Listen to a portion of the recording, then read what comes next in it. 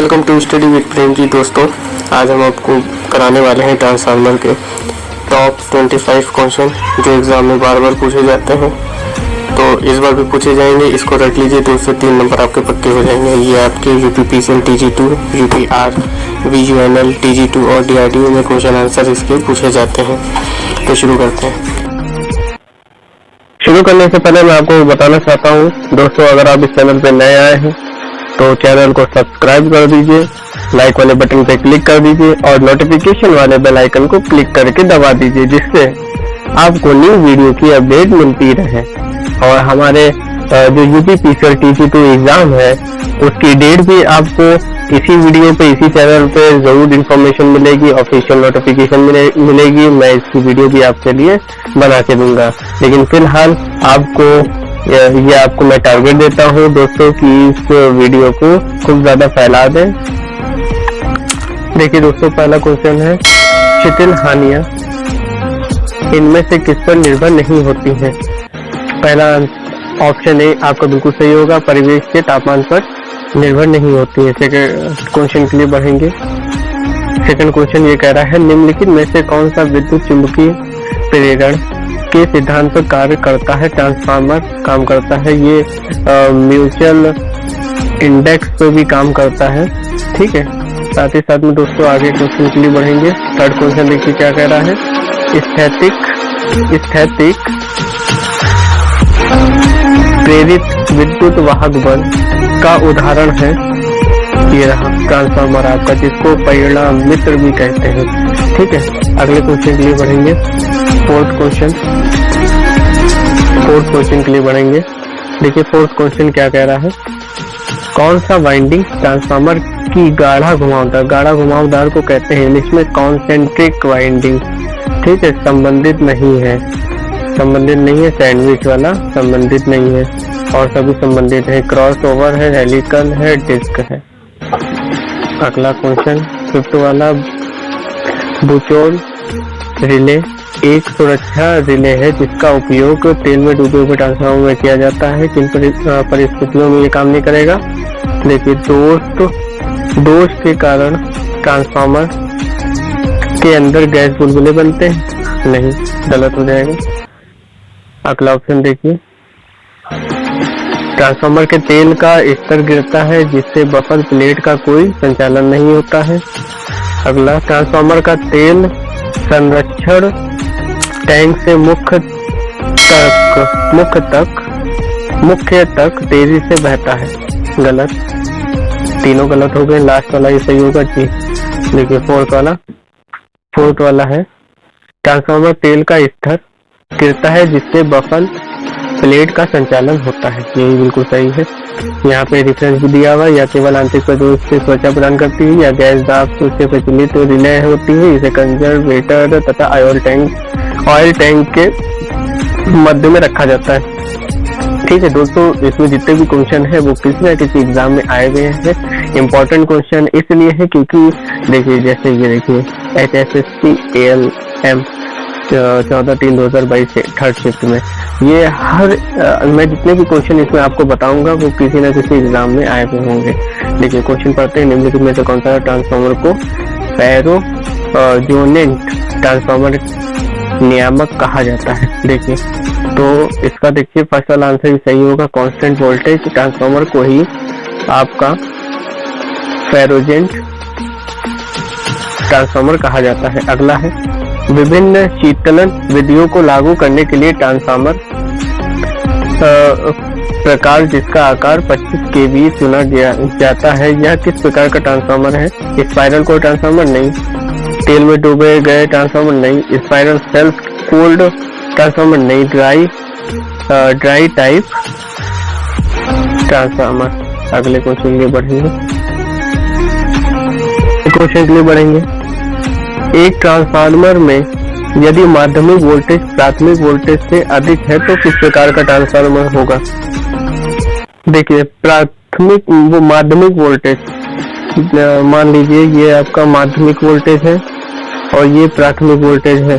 ठीक है, एक ट्रांसफार्मर यदि माध्यमिक वोल्टेज प्राथमिक वोल्टेज से अधिक है, मतलब प्राथमिक वोल्टेज से अधिक है, यानी ये प्राथमिक वोल्टेज हो गया आपका P, इसको मान लीजिए, ठीक है, और इसको S मान लीजिए। ये लेकिन ज्यादा है तो कम से ज्यादा की ओर बढ़ रहा है, तो इस हिसाब से क्या हो जाएगा दोस्तों, स्टेप अप होगा, ठीक है, स्टेप अप, यानी डी वाला आपका आंसर बिल्कुल सही है, डी वाला आंसर बिल्कुल सही है, देख लीजिए। ठीक है दोस्तों, अगला क्वेश्चन के लिए बढ़ेंगे हम लोग। अगला क्वेश्चन देखिए क्या कह रहा है।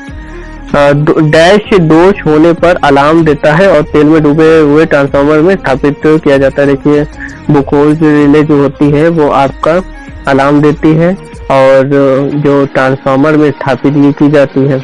ठीक है दोस्तों, अगले क्वेश्चन के लिए बढ़ेंगे।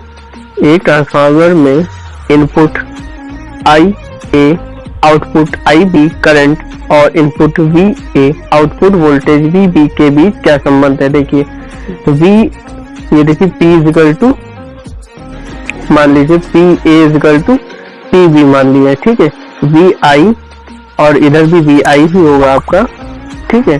तो यहाँ पे A हो जाएगा, यहाँ पे A हो जाएगा, यहाँ पे भी B हो जाएगा, यहाँ पे भी B हो जाएगा। तो इस हिसाब से देखिए यहाँ आपको दिख रहा होगा फर्स्ट वाला आंसर आपका बिल्कुल सही है। अगला क्वेश्चन के लिए बढ़ेंगे। स्टेप अप ट्रांसफार्मर का क्या उद्देश्य क्या है। स्टेप अप ट्रांसफार्मर का उद्देश्य क्या है। देखिए स्टेप अप का ट्रांसफार्मर का उद्देश्य है कि जैसे ये आपका प्राथमिक है, ये सेकेंडरी है, ये P है, ये S है, ठीक है। तो स्टेप अप हो रहा है यानी बढ़ रहा है, छोटे से बढ़ रहा है आपका, यानी बढ़ रहा है, यानी इंक्रीज हो रहा है। तो देखिए इनमें से ऑप्शन डी वाला बिल्कुल सही लग रहा है। इनपुट वोल्टेज की तुलना में आउटपुट वोल्टेज बढ़ रहा है, यानी बढ़ने का काम हो रहा है। ठीक है, अगला क्वेश्चन के तरफ बढ़ते हैं हम लोग। देखिए चैनल पे अगर आप नए आए हैं दोस्तों, सब्सक्राइब और लाइक कमेंट शेयर कर दीजिए तुरंत। ठीक है, इतने अच्छे क्वेश्चन और इतनी मेहनत हो रही है तो आपका भी फर्ज बनता है कि लाइक कमेंट शेयर करें। एक ट्रांसफार्मर के स्टील कोर के पास क्या गुण होने आवश्यक है। देखिए उच्च परमेबिलिटी होनी चाहिए, यानी मेदता उच्च होनी चाहिए, कम संवेदनशीलता नहीं, कम परमेबिलिटी नहीं होनी चाहिए, उच्च परमेबिलिटी होनी चाहिए और कम हिस्टेरिसिस नुकसान होना चाहिए, यानी हिस्टेरिसिस लॉस जो है वो कम होना चाहिए। सी वाला बिल्कुल सही आंसर है, कोई डाउट नहीं है, कोई ऑप्शन पे आपको नहीं बढ़ना है। ठीक है, अगले क्वेश्चन के लिए बढ़ेंगे। तीसरा वाला क्वेश्चन है, निम्नलिखित में से किस विद्युत उपकरण में सबसे सर्वाधिक दक्षता होती है। देखिए सर्वाधिक दक्षता आपके ट्रांसफार्मर में ही होगी, ट्रांसफार्मर में ही सबसे ज्यादा दक्षता होती है। लगभग कितनी होती है दक्षता इसकी, 98% होती है। ठीक है, अगला क्वेश्चन के लिए बढ़ेंगे।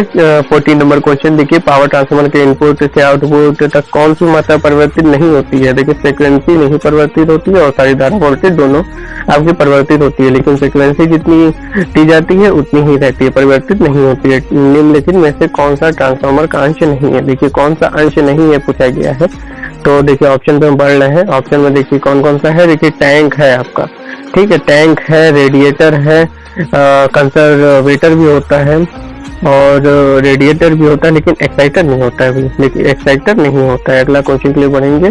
ट्रांसफार्मर की क्षमता को आमतौर पर किसमें व्यक्त किया जाता है। MVA में व्यक्त किया जाता है या KVA में व्यक्त किया जाता है। ठीक, ऑप्शन नंबर सी सही। अगला क्वेश्चन है, एक परिणामित्र की अदर भार पर ताम हानियां उसकी पूर्ण भार पर ताम हानियां की तुलना में 1/4 होती है, 1/4 होती है। ठीक है, 1/4 होती है। अगले क्वेश्चन के लिए बढ़ेंगे। निम्नलिखित में से कौन सा परिणामित्र का आकार अधिकतम होगा। 25 हर्ट्ज का जो है जो आकार है वो अधिकतम होता है। ये ऑप्शन नंबर ए बिल्कुल सही है आपका। अगले क्वेश्चन के लिए बढ़ेंगे। 19वां क्वेश्चन देखिए क्या कह रहा है। यदि द्वितीय कुंडली में प्राथमिक कुंडली से अधिक फेरे हैं तो ट्रांसफार्मर है, यानी जो प्रथम कुंडली है, द्वितीय कुंडली में प्राथमिक कुंडली से अधिक फेरे हैं, ये रही प्राइमरी, ये रही सेकेंडरी। ठीक है, कह रहा है यदि द्वितीय कुंडली में ये रही, इसमें ज्यादा फेरे हैं प्राथमिक कुंडली की अपेक्षा, ठीक है, तो वो क्या होगा, स्टेप अप हो रहा है। देखिए ठीक है, बढ़ रहा है, यानी ऊंचाई हो जाएगा। ठीक है, आंसर नंबर ए आपका बिल्कुल सही है। अगले क्वेश्चन के लिए बढ़ेंगे। देखिए, एक इकाई ट्रांसफार्मर के लिए उच्च वोल्टता होती है 24 केवी। 24 केवी उच्च वोल्टता होती है एक इकाई के लिए। अगला क्वेश्चन के लिए बढ़ेंगे। 21वां नंबर, परिणामीटर में कंजर्वेटर का कार्य क्या होता है? देखिए, कंजर्वेटर का जो कार्य होता है वो जो तेल की कमी हो जाती है जो टैंक में, उसको जो है फैलाना और संकुचन करना होता है। ये देखिए सी वाला बिल्कुल राइट आंसर हो जाएगा आपका। ठीक है, अगला क्वेश्चन के लिए बढ़ेंगे। निम्न में से कौन शर्त दो परिणामीटरों के समांतर कार्य करने की आवश्यक नहीं है? देखिए, प्रतिशत प्रतिबाधा समतुल्य होनी चाहिए, बिल्कुल सही बात है, ये आवश्यक शर्त है। दोनों द्वितीय की ध्रुवता समतुल्य होनी चाहिए, ध्रुवता यानी पोलैरिटी भी आपकी समतुल्य होनी चाहिए। विभव की रेटिंग समतुल्य होनी चाहिए, जी बिल्कुल सही है, विभव भी आपका सही समान होना चाहिए। केवीए रेटिंग समतुल्य नहीं है, केवीए रेटिंग का इसमें कोई मसला नहीं है, केवीए रेटिंग जो है समतुल्य होनी चाहिए, ऐसा कुछ नहीं है। तो आपका डी वाला बिल्कुल राइट आंसर हो जाएगा। अगले क्वेश्चन के लिए बढ़ेंगे दोस्तों।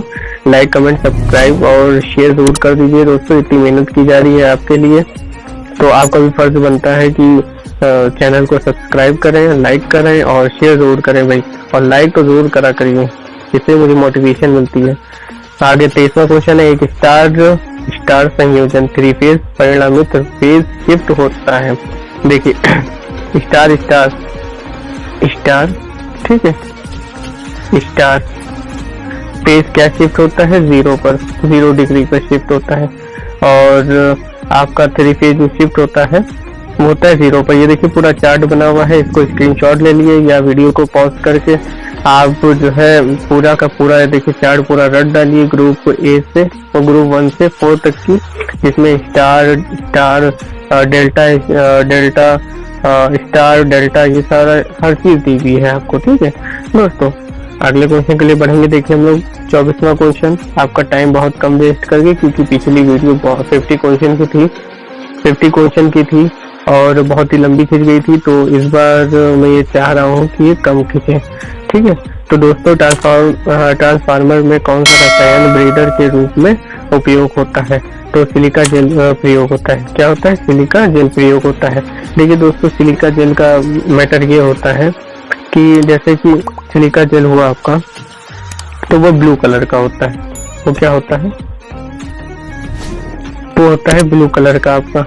ठीक है दोस्तों, लेकिन जैसे ही वो जो है नमी सोखता है, ठीक है, नमी सोखने लगता है तो वो बैगनी कलर का हो जाता है। और वो बैगनी कलर किससे, जब उसका बिल्कुल ही इस्तेमाल खत्म हो जाता है, उसकी क्षमता खत्म हो जाती है, तो वो क्या बन जाता है? पिंक कलर का हो जाता है, यानी गुलाबी कलर का। ठीक है, नमी सोखते सोखते। अगला क्वेश्चन 25 का है। देखिए दोस्तों, 25 का, एक परिणामीटर द्वितीय कुंडली का प्रतिरोध RS है। ये RS लिखा हुआ है, RS है, तो कुंडलन का प्राथमिक की ओर तुल्यकारी प्रतिरोध होगा। RS है तो RS अपॉन K का स्क्वायर। ठीक है दोस्तों, ये हो जाएगा। तो 25 क्वेश्चन आपके पूरे हो चुके हैं दोस्तों। अगर तो आपको नई इसके आगे की वीडियो चाहिए, ट्रांसफार्मर के और भी क्वेश्चन चाहिए, इंपॉर्टेंट क्वेश्चन चाहिए, तो दोस्तों कमेंट में जरूर बताइएगा कि हाँ भाई आगे की वीडियो बनाए, क्योंकि जो पिछली वीडियो थी वो इतनी अच्छी चली नहीं थी दोस्तों।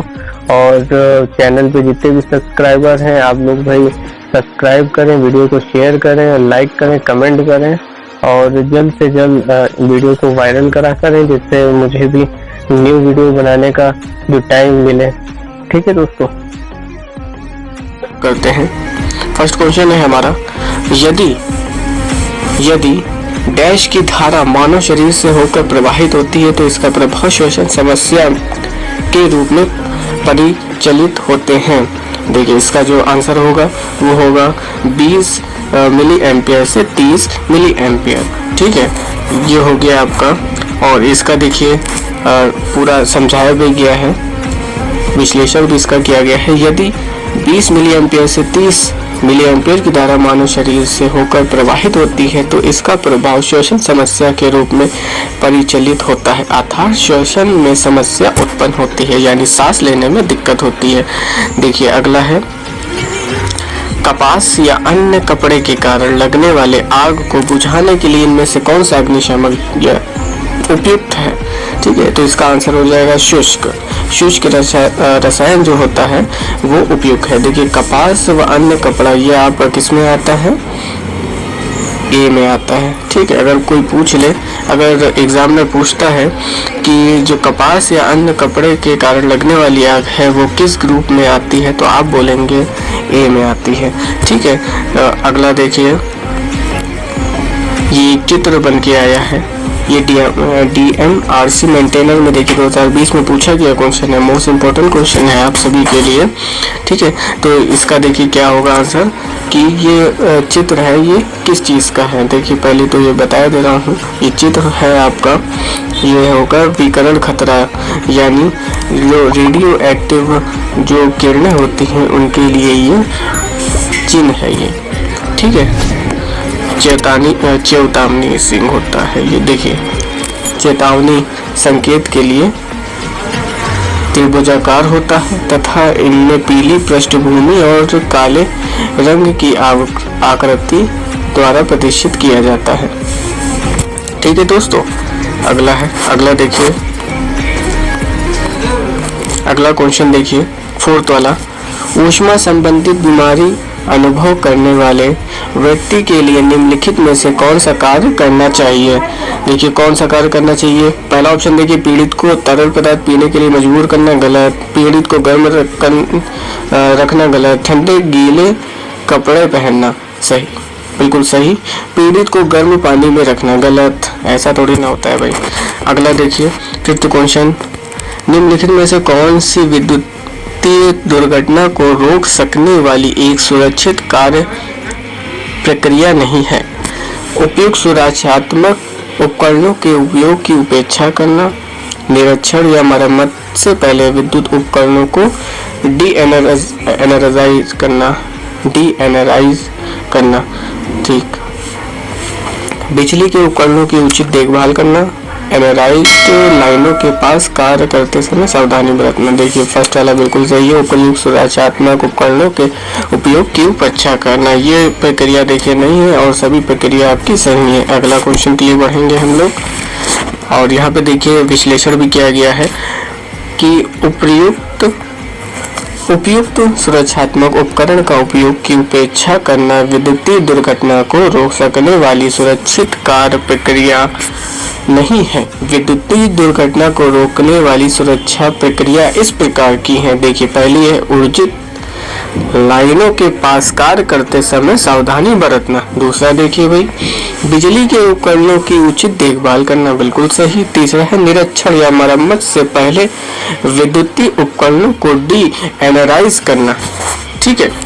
अगला देखिए दोस्तों, फ्रीजिंग धारा के मान को में होने वाली वृद्धि है जिसकी वजह से विद्युत झटके के संपर्क में आने वाले किसी व्यक्ति की मांसपेशियों में संकुचन उत्पन्न होता है और उसे धारा स्रोत से अलग होने से रोकता है। इस फ्रीजिंग धारा की अनुमानित सीमा लगभग कितनी होती है? देखिए दोस्तों बिल्कुल ए वाला आपका बिल्कुल सही आंसर है, 10 मिली एम्पियर से 40 मिली एम्पियर तक की, ठीक है दोस्तों। ये DMRC में देखिए मेंटेनेंस में 2022 में आया हुआ है, शिफ्ट है आपकी 9 बजे से 10:30 बजे तक की। यहाँ पे विश्लेषण भी दिया हुआ है कि फ्रीजिंग धारा के मान में होने वाली वह वृद्धि जिसकी वजह से विद्युत झटके के संपर्क में आने वाले किसी व्यक्ति की मांसपेशियों में संकुचन उत्पन्न होता है और उसे धारा से स्रोत से अलग होने से रोकता है, उसी को फ्रीजिंग धारा की अनुमानित सीमा लगभग कितनी होती है? 10 मिली एम्पियर से 40 मिली एम्पियर तक की होती है। विद्युतीय यंत्रों में यह सुनिश्चित करने के लिए उपयुक्त आवरण जिसे इनक्लोजर, इंग्लिश में भी कभी कभी पूछ लेता है, इनक्लोजर ठीक को क्या कहा जाता है कि लोग गलती से इसके विद्युत में भागों के संपर्क में न आए?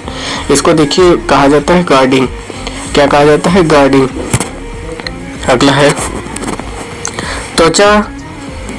त्वचा मनुष्यों का आंतरिक प्रतिरोध लगभग त्वचा में देखिए 500 से 3000 के बीच में होता है।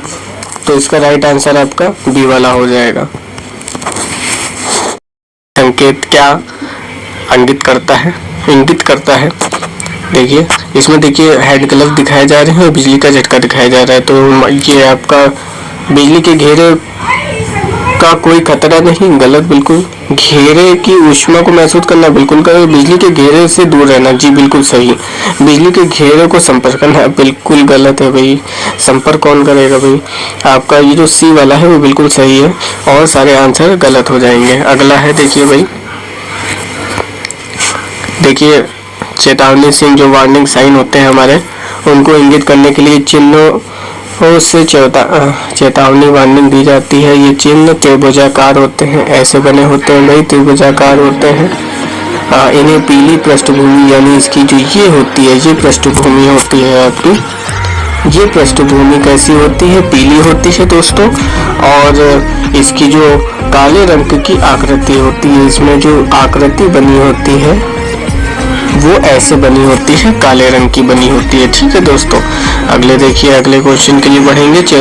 वार्निंग साइन की पृष्ठभूमि का रंग, बैकग्राउंड रंग कैसा होता है, देखिए पीले रंग का होता है, अभी मैंने बताया था ना, पीले रंग का होता है। अगले क्वेश्चन के लिए बढ़ेंगे, अगले क्वेश्चन के लिए देखिए बढ़ेंगे हम लोग। अगला क्वेश्चन देखिए क्या कह रहा है। नेक्स्ट क्वेश्चन के लिए बढ़ेंगे दोस्तों। ये रहा हमारा, नीचे दिए गए संकेत को पहचानिए। ये संकेत देखिए कैसा है। पहली बात तो ये संकेत आपका है बिजली के खतरे को न छुएं। देखिए सबसे पहले ये बात हो गई, बिजली के खतरे को न छुएं। क्षेत्र की तार ना करें, तो बिल्कुल ही गलत है। आगे साफ स्पष्ट, मतलब ये इसको जो है साफ बताए दे रहे हैं, ठीक है, बिल्कुल गलत है। और बिजली के तार को ना तोड़ें, अच्छा तोड़ना तो देखिए हो ही नहीं सकता है। सबसे सही आंसर लग रहा है बिजली के खतरे को ना छुएं। अगला आंसर देखिए, क्वेश्चन देखते हैं। निम्नलिखित में से कौन सा सुरक्षा प्रोग्राम के मानों के संबंध में सही है, कौन सा संबंध में सही है। 5ES देखिए, पहले होती है शिक्षा दी जाती है, फिर प्रोत्साहन उसका किया जाता है, फिर अभियांत्रिकी यानी इंजीनियरिंग उसमें की जाती है, फिर प्रवर्तन इन्फोर्समेंट किया जाता है, फिर मूल्यांकन उसका किया जाता है। ठीक है, अगले क्वेश्चन के लिए बढ़ेंगे। अगर कोई व्यक्ति बेहोश हो जाता है तो पहली कार्रवाई क्या होगी। व्यक्ति की सांस की जांच करें, नहीं भाई ऐसा नहीं होता है। व्यक्ति की चोट की जांच करें, बिल्कुल नहीं, गलत है इसका, ये सेकंड वाला भी गलत है।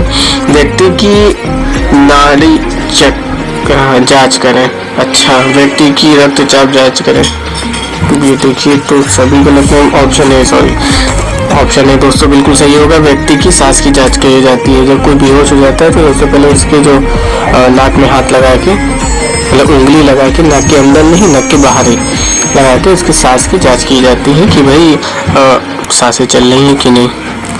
ठीक है, अगले क्वेश्चन के लिए, किसी दुर्घटना की अप्रत्यक्ष लागत क्या होती है। उपचार के लिए धन, गलत। घायलों के अनुत्पादक समय की लागत, घायलों के अनुत्पादक समय की लागत, ये बिल्कुल सही है। भुगतान की गई क्षतिपूर्ति, बिल्कुल गलत। क्षतिग्रस्त उपकरणों की लागत, नहीं ये भी गलत। देखिए वाला बी वाला बिल्कुल सही लग रहा है और सही है भी। अगला है भाई देखिए, निम्नलिखित में से कौन सा शब्द फाइबर प्रणाली का भाग नहीं है। देखिए शाइन देखिए है, ठीक है, शॉर्ट भी है, स्वैप नहीं है, सस्टाइन है, ओके। तो ये सारे भाग हैं। यहाँ पे देखिए, यहाँ पे विश्लेषण भी दिया गया है, जैसा कि मैंने आपको बताया था कि विश्लेषण सहित व्याख्या की जाएगी हर एक क्वेश्चन की। 50+ क्वेश्चन है हमारे पास और हम इन सभी को सॉल्व करेंगे दोस्तों। और आप इस वीडियो को लास्ट तक देखिएगा। चैनल पे नए आए हैं तो सब्सक्राइब और नोटिफिकेशन वाला बेल आइकन को तो ज़रूर दबा दीजिए। लाइक करिए, कमेंट करिए और बताइए कि हमें जो है इस वीडियो में कोई भी पार्ट हो, कोई भी क्वेश्चन हो नहीं समझ में आया है तो उसको समझाने की कोशिश की जाएगी, ठीक है। और इस PDF के लिए आप हमारे टेलीग्राम चैनल पे ज्वाइन कर सकते हैं। आपको टेलीग्राम चैनल पे पूरी की पूरी 50+ क्वेश्चन की PDF अवेलेबल फ्री में हो जाएगी, ठीक है, फ्री में हो जाएगी। ये लिमिटेड ऑफर लिमिटेड समय के लिए ये ऑफर है, देखिए, ओके, ठीक है। देखिए जो प्रणाली है आपकी उसके निम्न भाग हैं। सीरी यानी शॉर्ट, सेट इन ऑर्डर हो गया, ठीक है। और सेसु माने शाइन हो गया, सेकेत्सु माने स्टैंडर्डाइज हो गया, सेट सुकु माने सस्टेन हो गया। देखिए इसका मतलब होता है छाटना, इसका मतलब होता है क्रम में लगाना, शाइन का मतलब होता है भाई चमकाना, स्टैंडर्डाइज का मतलब होता है मानवीकरण करना, सस्टेन का मतलब होता है, सस्टेन का ये आपको आगे मैं बताऊंगा, सभी अभी बता दूंगा, तो क्या जो है वीडियो आप स्किप कर देंगे, ठीक है। ये लास्ट वाला बचा के रखिएगा, ये मैं लास्ट में आपको बताऊंगा। नेक्स्ट आगे बढ़ते हैं दोस्तों। हाँ, 5 अभी धारणा एक जापानी शब्दों का समाकलन है, ये जरूर याद रखिएगा। निम्नलिखित में से कौन सा आग का कारण नहीं है? गलत फ्यूज रेटिंग, हाँ ठीक है, ये गलत फ्यूज रेटिंग कुछ ऐसा लगता नहीं है। अगले में बढ़ेंगे। ढीला कनेक्शन, हाँ ये कारण है। लाइन व न्यूट्रल के बीच क्षतिग्रस्त इंसुलेशन, डी हाँ हो सकता है, कारण है, ये भी है। 3 फेज मोटर में रिवर्स करना ही नहीं भाई, रिवर्स कनेक्शन जब भी आप लगाएंगे तो रिवर्स कनेक्शन में देखिए क्या होता है, उसका रोटेशन का जो घूमने की उसकी दिशा होती है मोटर की रोटेशन की, वो विपरीत हो जाती है, मतलब बदल जाती है। यानी आग लगने का कारण देखिए नहीं है, ये तीनों आग लगने के कारण है, ये नहीं है, तो आंसर आपका वाला सही हो जाएगा, डी वाला आपका करेक्ट आंसर हो जाएगा। ठीक है दोस्तों, ये इसरो अहमदाबाद टेक्नीशियन का क्वेश्चन है, ये बहुत ही बढ़िया क्वेश्चन है। देखिएगा, 10 प्रकार के आग में झाग और सूखा पाउडर वाले अग्निशामक, झाग और सूखा पाउडर वाले में बी होता है भाई, वर्ग बी यानी ग्रुप बी।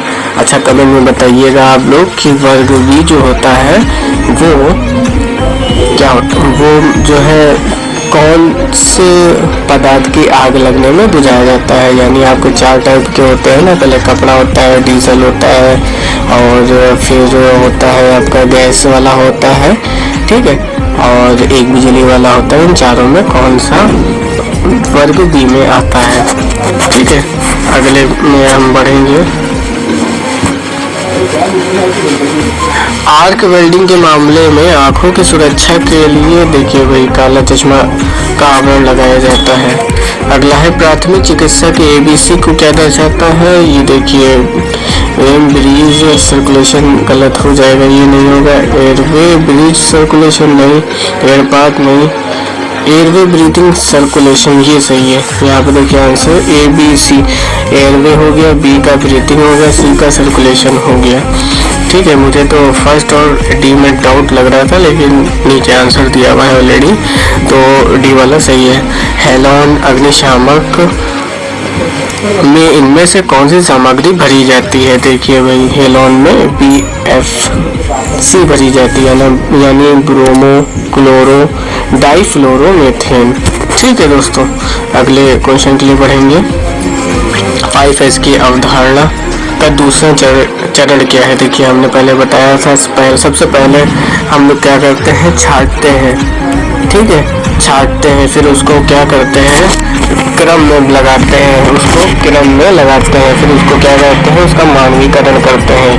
तो ये तीसरा पार्ट हो गया, हमको दूसरा पूछा गया है, तो क्रम में लगाया जाता है, यानी क्रम में, क्रम व्यवस्था, डी वाला आपका राइट आंसर हो जाएगा दोस्तों। और यहाँ पे देखिए सस्टेन का होता है कायम करना, रखना, यानी उसको उसी सिचुएशन में बनाए रखना है दोस्तों। अगले क्वेश्चन के लिए देखिए बढ़ेंगे।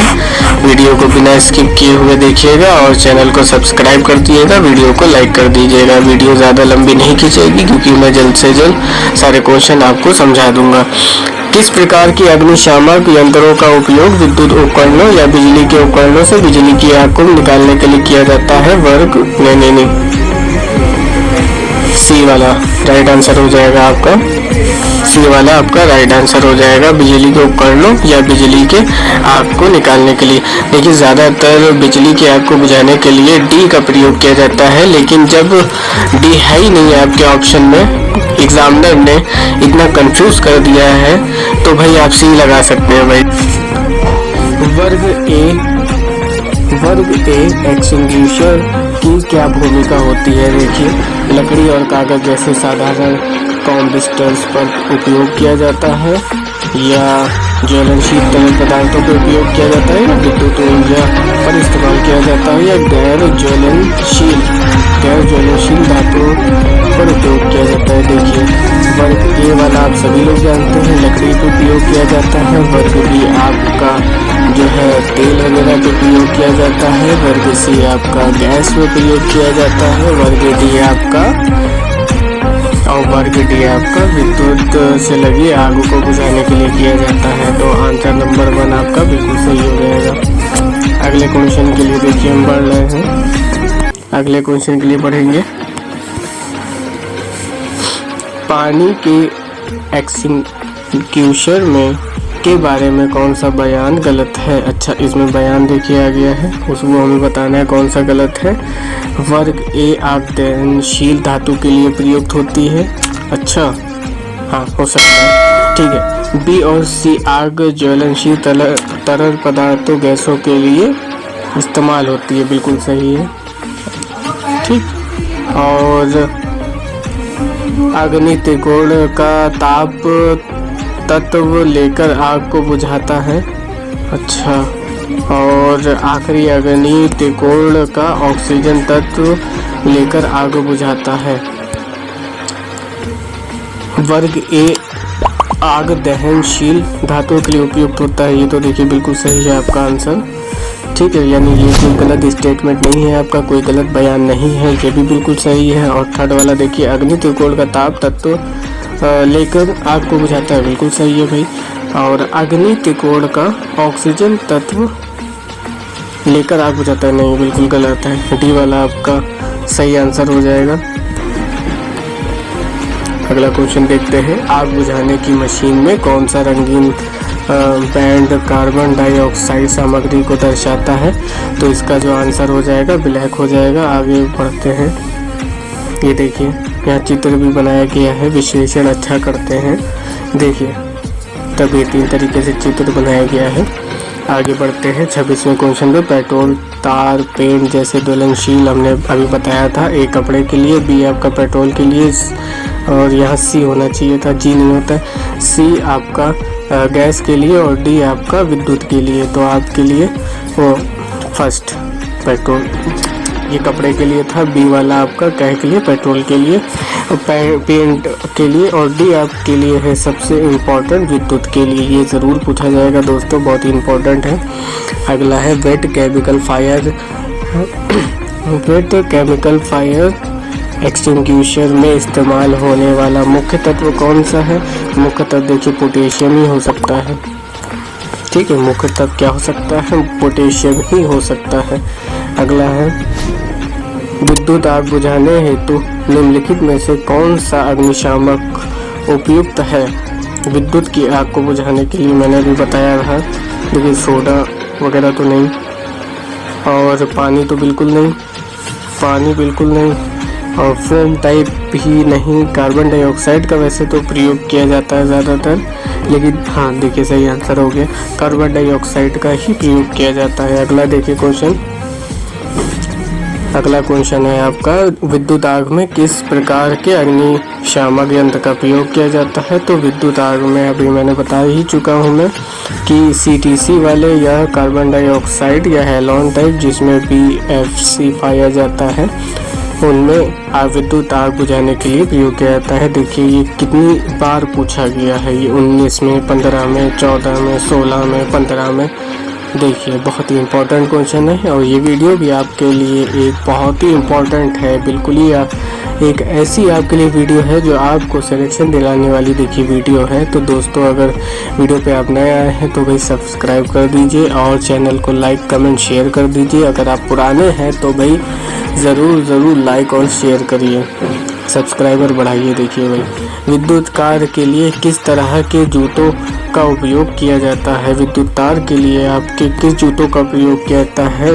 मोटे रबर सोल चमड़े वाले जूतों का प्रयोग किया जाता है। देखिए चमड़े वाले जूतों का प्रयोग किया जाता है। ये UPPCL देखिए 2019 में क्वेश्चन शिफ्ट 1 में आ चुका है। आगे पढ़ते हैं दोस्तों, कृत्रिम श्वसन के साधारण और आसान विधि क्या है। श्वसन कृत्रिम श्वसन की आसान विधि कौन सी है? मुंह से मुंह वाली विधि। मुंह से मुंह वाली विधि आपकी है। देखिए RRB अजमेर में 2004 में भी आया है और 2019 UPPCL TG2 में आया है। अगले क्वेश्चन के लिए बढ़ेंगे। अग्नि ध्वनि संकेत प्रणाली के भाग क्या हैं? स्विच, संकेत, सॉकेट, नहीं भाई ये नहीं है। घंटी, पंखा, घंटी तो देखिए है लेकिन पंखा वगैरह नहीं है। हीटर, पंप, घंटियाँ, देखिए घंटियाँ तो हैं, हीटर पंप नहीं है। धुआं और ऊष्मा डिटेक्टर, जी सही। घंटियाँ। हाँ, D cap panel, alarm panel और बैटरी, ये सभी हैं, यानी डी आपका बिल्कुल सही आंसर हो जाएगा। आगे बढ़ते हैं। हेलोन या CTC, हेलोन काय के लिए है? अभी हमने बताया था बिजली के लिए, बिजली वाली आग को बुझाने के लिए। अग्निशामक, बिजली से लगने वाली आग को बुझाने के लिए प्रयोग किया जाता है। देखिए पेट्रोल और गैस, पेट्रोल आपका B और गैस आपका C ग्रुप के लिए होता है। बिजली जो है D के लिए है। D वर्ग के लिए है। ठोस सामग्री में लगने वाली यानी लकड़ी, कपड़ा, कागज वगैरह में लगने वाली आग आपकी किसके लिए होती है? कौन से ग्रुप में आएगी? ग्रुप A में आएगी। ग्रुप A में आएगी। वीडियो को लाइक कर दीजिए। इस क्वेश्चन के लिए 2019 में भी आ चुका है ये। 34वें क्वेश्चन पे आ गए हैं। डैश से अधिक विद्युत धारा वाले बिजली के झटके की त्वचा होती है, कितनी होती है? देखिए भाई 200 एम्पियर से ऊपर अगर होगी त्वचा जल जाएगी। 200 एम्पियर से ऊपर होगी तो जल जाएगी और 200 एम्पियर के नीचे होगी तो बहुत ही भयानक झटका लगेगा। देखिए दोस्तों, ठीक है। और आगे बढ़ते हैं। विद्युत उपकरणों पर किस प्रकार के अग्निशामक का प्रयोग नहीं किया जा सकता है? विद्युत उपकरणों जैसे बिजली वाले जो आग जिसमें लगती है जिससे, और उसमें कौन से अग्निशामक का प्रयोग नहीं किया जा सकता है? देखिए कार्बन डाइऑक्साइड प्रकार के किया जा सकता है। वाष्पशील तरल पदार्थ के भी किया जा सकता है, लेकिन फैन, झाग, हाँ झाग वाला नहीं किया जाता है। जो झाग होता है, फॉर्म टाइप होता है, वो नहीं किया जा सकता है। देखिए दोस्तों, ये UPR यूनल 2015 में भी आया है क्वेश्चन और UPPCL TG2 में भी आया है। देखिए क्लोरीन सिस्टम बाड़ों का निम्नलिखित में से किस संकेत के साथ पोस्ट किया जाएगा? केवल प्रवेश प्रतिबंधित करने के लिए, केवल स्वास्थ्य के खतरे की चेतावनी देने के लिए, आग और विस्फोट के खतरे के लिए, या प्रवेश से प्रतिबंधित करने और स्वास्थ्य के खतरे की चेतावनी देने और आग और विस्फोट के खतरे की चेतावनी देने के लिए। तो देखिए क्लोरीन सिस्टम बाड़ों का जो निम्नलिखित में से संकेत जो दिया जाता है वो हैजार्ड, बहुत ही बड़ा हैजार्ड, प्रवेश के प्रतिबंधित करने और स्वास्थ्य के खतरे को के लिए वार्निंग देने के लिए इस चिन्ह का प्रयोग किया जाता है। देखिए चिन्ह ये इस टाइप में है, एक एक करके देख लीजिए। अच्छा विश्लेषण किया गया है दोस्तों। Risk of fire, risk of electric shock, toxic hazard, laser beam और risk of ionizing radiation, corrosive substance, risk of explosion, overhead fix hazard, general warning है ये, ओवरहेड लोड है, फ्रैगाइल रूफ है, फॉक लिफ्ट ट्रक है। ठीक है, अगले question के लिए बढ़ेंगे। किसी अस्पताल की अनिवार्य विद्युत प्रणाली में निम्नलिखित दो अलग अलग प्रणालियों में से कौन सा होना चाहिए? कौन सा होना चाहिए? तो देख लीजिए भाई, एक सामान्य प्रणाली और जीवन सुरक्षा प्रणाली, वो प्रणाली यानी जिसे सिस्टम कहते हैं। ठीक है, एक आवश्यक प्रणाली जिसे सिस्टम भी कहते हैं और एक गैर आवश्यक सिस्टम, एक जीवन सुरक्षा प्रणाली और एक पता योग जिसे एड्रेसेबल फायर अलार्म कहते हैं। ठीक है, एक आपातकालीन सिस्टम और एक उपकरण प्रणाली। तो डी वाला आपका राइट आंसर हो जाएगा दोस्तों। अगला है, विद्युत घटना के लिए कौन सा भाग जिम्मेदार है? विद्युत जो घटना होती है उसके लिए कौन सा भाग जिम्मेदार होता है? देखिए डाई इलेक्ट्रिक परावैद्युत, देखिए कोई सेंस ही नहीं है, मतलब कुछ मामला ही नहीं बन रहा है। इंसुलेटर हाँ हो सकता है, लेकिन कई जगहों पे ऑप्शन और देख ले रहे हैं, शायद इससे बड़ा मिल जाए। देखिए धातु नहीं भाई, चार्ज हाँ आवेश होता है भाई, ये रिस्पॉन्सिबल है हमारा कि विद्युत धारा की जो घटना होती है वो आवेश चार्ज से होती है भाई। ठीक है, अगला है, तेल ग्रीस पेंट से लगने वाली आग, अभी कई बार बता चुके हैं। देखिए फिर से वही क्वेश्चन आ गया, रिपीट कई बार हो रहा है। क्लास बी, क्लास सी के लिए कौन सा प्रयोग होगा और डी के लिए, ए के लिए सभी बताया है। कमेंट में बता दीजिएगा, आप भी कमेंट कर दीजिएगा। अगला है, पीड़ित को उसकी छाती पर जख्म, चोट, कृत्रिम पुनर्जीवन की कौन सी विधि अनुसरण नहीं किया जाना चाहिए? मुंह से नाक की विधि, ये कौन सी विधि है? मतलब हल होती है। मुंह से नाक की विधि नहीं, गलत, बिल्कुल गलत। शेफर विधि, हाँ शेफर विधि होती है। मुंह से मुंह की विधि भी होती है, नेल्सन विधि भी होती है, ये नहीं होती है, ये बिल्कुल गलत हो जाएगा। और आंसर के हिसाब से बिल्कुल सही आंसर है। ओके, देन ये देखिए यहाँ पे पूरा चार्ट बनाया हुआ है विश्लेषण करते हुए। आप पीडीएफ मिल सकती है, टेलीग्राम ज्वाइन कर लीजिएगा और पीडीएफ के लिए गुहार लगाइएगा, आपको ज़रूर पीडीएफ मिलेगी। ठीक है, सिल्वेस्टर विधि है, देखिए सिल्वेस्टर विधि ऐसे है, फिर ऐसे। शेफर विधि भी देखिए यहाँ पे उसका भी चित्र बनाया गया है। मुंह से मुंह की विधि खराब विधि लग रही है लेकिन जान बचाने वाली विधि है। देखिए कृत्रिम श्वसन यंत्र, ये से ज़्यादा सही लग रहा है। मुंह से मुंह की विधि थोड़ा अटपटी टाइप में लग रही है, लेकिन खैर ये बच्चों की वीडियो है, नहीं बच्चों की वीडियो नहीं है, ये आप लोगों के लिए है, यंगस्टर के लिए है। अगला है, विद्युत में तार के संपर्क में आने वाले व्यक्ति को बिजली का प्रघात लगता है। जिस व्यक्ति को बिजली का प्रघात लगता है या तो वो उसे फेंक दिया जाता है या विद्युत में तार में जुड़ा हुआ रहता है। विद्युत में तार के संपर्क में आने वाले व्यक्ति को बचाने के लिए आप पहला कदम क्या होगा? भाई डंडे से मारेंगे उसे, वो भी डंडा कौन सा होना चाहिए? कौन सा डंडा होना चाहिए? देखिए भाई, हाँ लकड़ी की छड़ी होनी चाहिए। हाँ वही कहने का मतलब ये था कि लकड़ी की छड़ी से उसको अलग करना चाहिए, मार के अलग करना चाहिए, जिसमें वो अगली बार वहाँ पे ना जाए। ठीक है। धूमपान निषेध का निषेध चिन्ह प्रदर्शित करने के लिए किस प्रकार की आकृति का उपयोग किया जाता है? भाई धूमपान के लिए एक वृत्ताकार होती है, वृत्ताकार। ठीक, ऑप्शन डी। देखिए यहाँ पर ये दिया हुआ है, धूमपान जानलेवा है, ना किया करें भाई। लाल रंग का बॉर्डर, ठीक है, मतलब ये जो बॉर्डर होगा वो लाल रंग का होगा और आपका जो अंदर का मटेरियल होगा वो होगा सफ़ेद, यानी पृष्ठभूमि उसकी, और काले रंग की आकृति बनी होगी। यहाँ पे निषेधात्मक चिन्ह वृत्ताकार होते हैं। अनिवार्य संकेत वृत्ताकार के अंदर नीला पृष्ठभूमि होती है, यानी जो अनिवार्य होते हैं उनमें जो है नीली पृष्ठभूमि होती है। देखिए मैं भी बताया दे रहा हूँ, वृत्ताकार जैसे हुए, ठीक है, नीली पृष्ठभूमि होती है ऐसे करके, यहाँ पे नीली ऐसे करके पृष्ठभूमि होती है। चेतावनी संकेत जो होते हैं चेतावनी वाले कि भाई ये मैं वार्निंग दे रहा हूँ तुम्हें, वाला त्रिभुजाकार होती है। सुरक्षात्मक सूचनात्मक संकेत वर्गाकार होते हैं। ठीक है, निम्नलिखित में से कौन सी दुर्घटना होने का कारण है? खतरे के प्रति सजग ना होना, हाँ ये तो होता है भाई, ना होना, ठीक है सही है। और औजारों का जानकार होना, ये कोई दुर्घटना का कारण नहीं है भाई। सुरक्षा मानकों का ज्ञान होना, ऐसा भी नहीं है।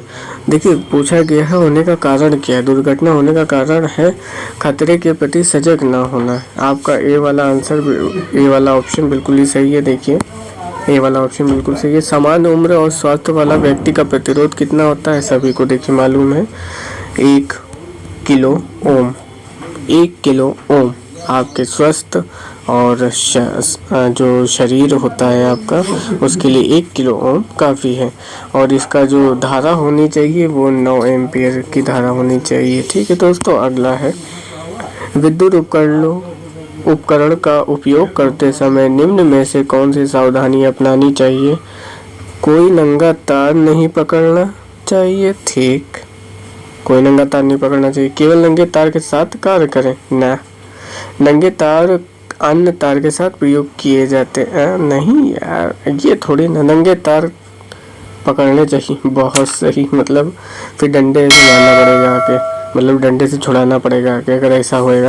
तो ऑप्शन ए बिल्कुल सही हो गया। अगले क्वेश्चन के लिए बढ़ेंगे। हम निम्नलिखित में से किस विधि द्वारा दुर्घटनाओं से बच सकते हैं? अच्छा, बच सकते हैं सुरक्षा उपकरणों का उपयोग करके।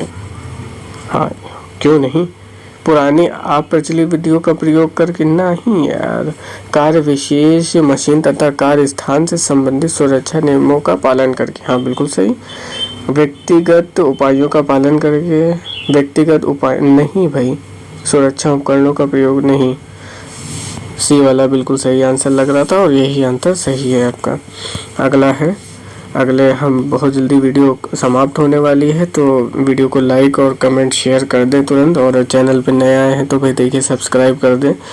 अगर आप सपोर्ट करेंगे तो वीडियो और भी लाऊंगा, और भी अच्छे क्वेश्चन के साथ लाऊंगा। तो दोस्तों कमेंट में बता सकते हैं कौन से टॉपिक के ऑब्जेक्टिव टाइप में आपको क्वेश्चन चाहिए, मैं अवेलेबल करवाऊंगा। ठीक है। दुर्घटना आमतौर पर निम्नलिखित कारकों में से किसके कारण होती है? पर्यावरण अभाव, ऐसा थोड़ी ना है। जल विद्युत प्रदूषण, ये वायु प्रदूषण, ऐसा कुछ नहीं है। मशीन की गलती, अच्छा ऐसा थोड़ी ना होता है, मशीन की गलती। हाँ चलो ठीक है, मशीन की गलती हो गई, मान लिया। ऑप्शन सी बिल्कुल सही है, मशीन की गलती। यहाँ देखिए दुर्घटनाओं के कारण भी लिखे हुए हैं। असावधानी, हाँ सही बिल्कुल। जल्दबाजी करना, उत्सुकता, बहुत एक्साइटेड, हाँ भाई मैं मशीन चलाऊंगा, मालूम कुछ नहीं उन्हें। अनुशासन की कमी, यानी उनको तरीके ही नहीं मालूम है। या अरुचि, मतलब मेरा कोई इंटरेस्ट नहीं है लेकिन हाँ मैं चला ले रहा हूँ, ऐसा कहना। अज्ञानता, हाँ भाई नॉलेज नहीं है उस चीज़ के लिए। असुरक्षित हस्त औजार, अच्छा असुरक्षित, जैसे पिलास हुआ आपका, ठीक है। स्क्रू ड्राइवर हुआ, उसमें स्क्रू ड्राइवर है तो लोहा तो है, लेकिन उसके पीछे जो कवर लगता है प्लास्टिक का या जो है इंसुलेटेड वाला, वही नहीं है। तो ऐसे असुरक्षित या असुरक्षित पहनावा, हाँ भाई असुरक्षित पहनावा भी हो सकता है कि आपने बहुत ढीले ढीले कपड़े पहन लिए और पहुंच गए हैं आप सीढ़ी पे और काम लग गया आपका। ठीक है। तो 48 आपका 48 वाला क्वेश्चन देख लीजिए। निम्नलिखित में से कौन सा विकल्प दुर्घटना से बचने के लिए आवश्यक है? मशीन की सुरक्षा नियमों का पालन करना, हाँ सही है। जल्दबाजी में काम करना, नहीं भाई। पुराने नियमों को स्वीकार करना, नहीं। पुराने तरीकों का पालन करना, नहीं। आपका बिल्कुल राइट आंसर हो जाएगा मशीन की सुरक्षा नियमों का पालन करना। अगला क्वेश्चन है 49वां। निम्नलिखित में से कौन सा विकल्प बुनियादी सुरक्षा नियमों से एक है? उपकरण किसी भी तरह से नियंत्रित किया जा सकता है। अच्छा, मशीन चलाने के दौरान कर्मचारी को सावधान रहने की आवश्यकता नहीं है। क्यों नहीं है भाई? है। कर्मचारी को यह सुनिश्चित करने की आवश्यकता नहीं है कि कार्यस्थल काम करने के लिए उचित है। अच्छा, मशीन चलाने के दौरान कर्मचारी को सावधानी बरतनी चाहिए, बिल्कुल सही, बिल्कुल सही। ये आंसर बिल्कुल सही है। बुनियादी सुरक्षा का एक नियम है ये, कर्मचारी के दौरान सावधानी बरतनी चाहिए कर्मचारी को। अगला है 50वां, सबसे लास्ट क्वेश्चन है आपका ये, और वीडियो को लाइक ज़रूर कर दीजिए, कमेंट और सब्सक्राइब शेयर कर दीजिए तुरंत। निम्नलिखित में से कौन सा रोधक पदार्थ कपास के टुकड़े के रासायनिक उपचार से बनाया गया है? भाई देख लीजिए कौन सा रोधक पदार्थ है जो कपास के टुकड़े के रासायनिक उपचार से बनाया गया है। एम्पायर कपड़ा, रासायनिक रीति से बनाया हुआ कृत्रिम चमड़ा, लेदराइट का, ठीक। अभ्रक कागज, अभ्रक। देखिए भाई रासायनिक पदार्थ से अगर बनाया जाएगा तो एम्पायर कपड़ा तो बनाया नहीं जाएगा, नहीं कागज अभ्रक बनाया जाएगा। रासायनिक नीति से चमड़ा लेदराइट का ही बनाया जाएगा। DMRC में क्वेश्चन 18 में आ भी चुका है। तो वीडियो को लाइक कमेंट सब्सक्राइब शेयर ज़रूर कर दीजिएगा, चैनल पर नए आए हैं तो, और लाइक ज़रूर करिएगा दोस्तों। बहुत मेहनत से वीडियो बन रही है, इतनी लंबी, इसी चक्कर में मेहनत से ही बनी हुई है। ठीक है। तो दोस्तों ज़रूर लाइक कर दीजिएगा। PDF आपको टेलीग्राम चैनल पे मिल जाएगी, अवेलेबल है। Study with Prem ji search करिएगा, या आपको मैं कमेंट बॉक्स में जैसे ही आप झाँकेंगे ना, वैसे ही जो है कमेंट बॉक्स में लिंक इसका मिलेगा टेलीग्राम का, तुरंत ज्वाइन कर लीजिएगा।